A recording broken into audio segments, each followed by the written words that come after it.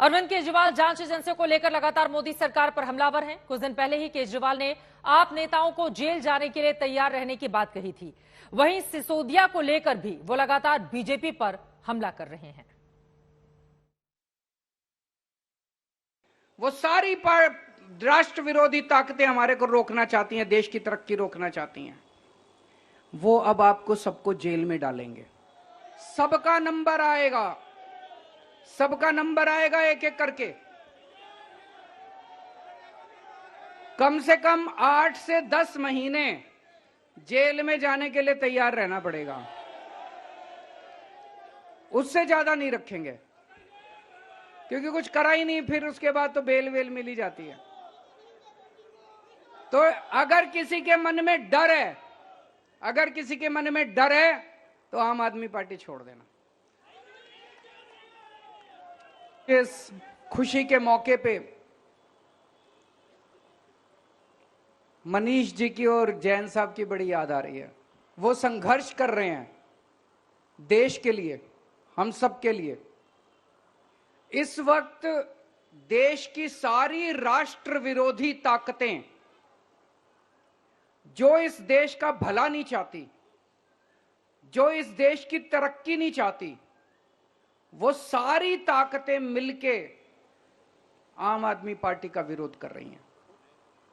अरविंद केजरीवाल को आप सुन रहे थे। ये बातें उनकी ओर से तब कही गई थी जिस दिन राष्ट्रीय पार्टी का दर्जा आपको मिला था। जबरदस्त तरीके से हमला करते हुए बीजेपी के ऊपर, ये कहते हुए 8-10 महीने जेल जाने के लिए तैयार रहे। लेकिन आज की खबर के बाद बीजेपी के नेताओं की ओर से किया गया है पलटवार। भारतीय जनता पार्टी के नेता अरविंद केजरीवाल को लेकर क्या बोल रहे हैं, सुनिए।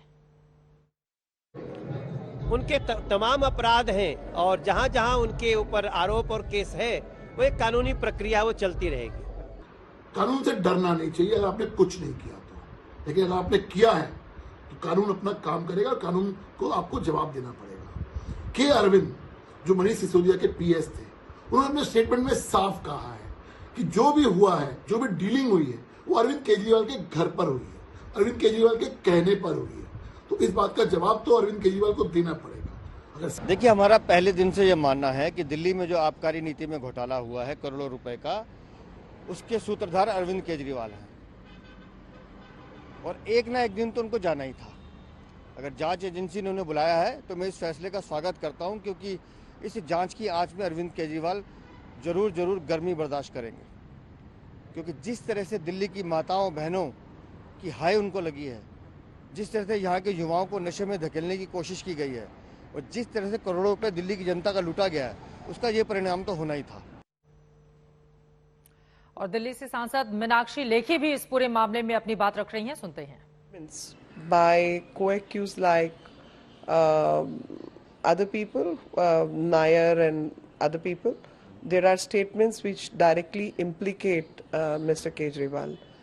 The third point is that Mr. Nair, who's been found to be involved in these corrupt practices, dealing with the South lobby, etc., is one person who was staying in the residence and official accommodation allocated in the name of Kailash Gehlot, the minister. So Kailash Gehlot never stayed in the official residence. He stayed at his private home, but this residence was given to Nair to operate and do his functions. So there is obviously a tacit and open and underhand cooperation which one gets to see. So obviously the CBI is केंद्रीय मंत्री मीनाक्षी लेखी को आप सुन रहे थे। BJP के नेता एक के बाद एक आकर मीडिया कैमरे पर जबरदस्त तरीके से आम आदमी पार्टी पर प्रहार करते हुए अरविंद केजरीवाल से अब 16 तारीख को क्या होगी पूछताछ, किस तरह से सवालों का वो सामना करते हैं, क्या देते हैं जवाब, इस खबर पर आज तक की नजर लगातार बनी रहेगी।